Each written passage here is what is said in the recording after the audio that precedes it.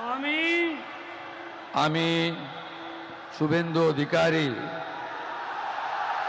ঈশ্বরের নামে শপথ করিতেছি যে বিধি দ্বারা স্থাপিত ভারতের সংবিধানের প্রতি আমি অকৃত্রিম নিষ্ঠা ও আনুগত্য পোষণ করিব।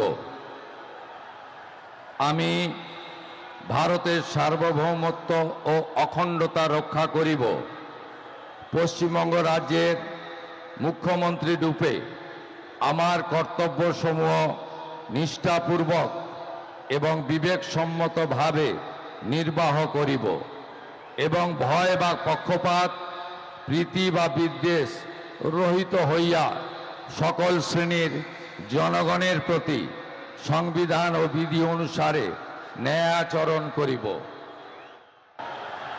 আমি শুভেন্দু অধিকারী ঈশ্বরের নামে শপথ করিতেছি যে পশ্চিমবঙ্গ রাজ্যের মুখ্যমন্ত্রী রূপে যে কোনো বিষয় যাহা আমার বিবেচনার জন্য আনীত হইবে বা আমি জ্ঞাত হইব, তাহা মুখ্যমন্ত্রী রূপে আমার কর্তব্যসমূহের যথাযথ নির্বাহের জন্য যেরূপ আবশ্যক হইতে পারে তদ্গতিকে আমি প্রত্যক্ষ বা পরোক্ষভাবে কোনো ব্যক্তি বা ব্যক্তিগণের নিকট জ্ঞাপন করিব না বা প্রকাশ করিব না।